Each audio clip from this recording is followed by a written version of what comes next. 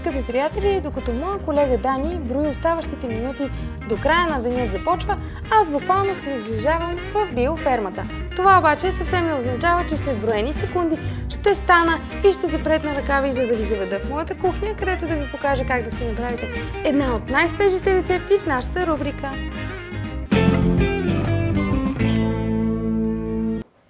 Ето ме, скъпи приятели, в моята кухня, където се появявам с кисело мляко от биофермата.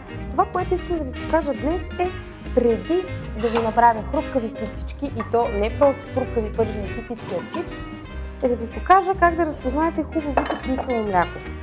Много често в супермаркета срещате кисели млека, които са изключително гъсти, които изглеждат апетитно, някои от тях са и много вкусни, но истинското кисело мляко, когато вземете от него с лъжицата и го поставите в чиния, много бързо около него се образува течност. Тази течност се нарича цвик. Хубавото кисело мляко винаги образува тази течност, когато бъде поставено в равна чиния.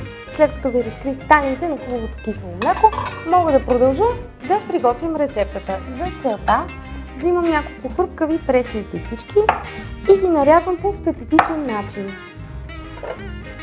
Нарязваме тиквичките с помощта на белачка.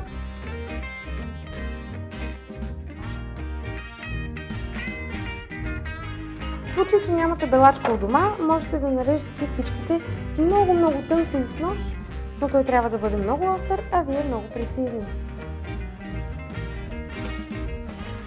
От екипа ми подшушнаха, че тази рецепта е много любима на Дани, така че има малка вероятност малко по-късно, не в моята кухня, в неговото студио, да пристигне една малка свежа изненада.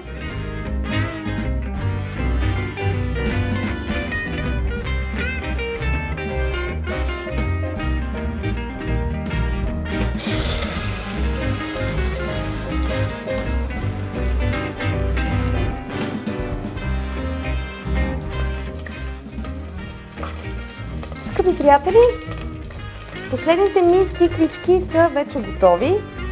Ще ги оставя настрани леко да се охладят и да станат още по-хрупкави.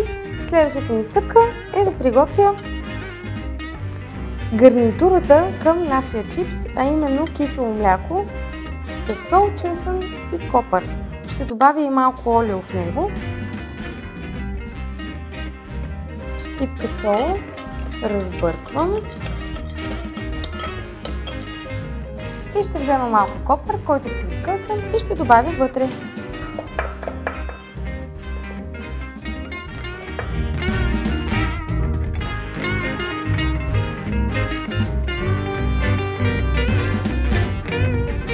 Последната ми стъпка е да добавя скелитка чесън.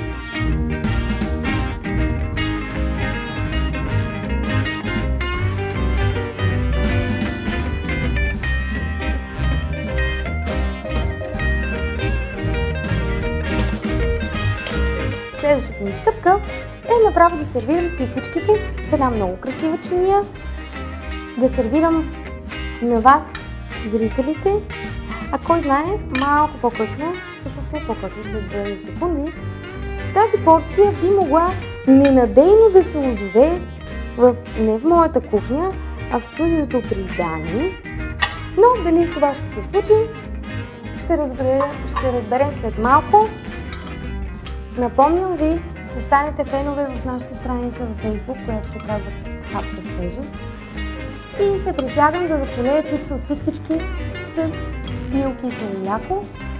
Пожелавам ви прекрасен ден и може би след секунди ще видите как тези тиквички ще изчезнат.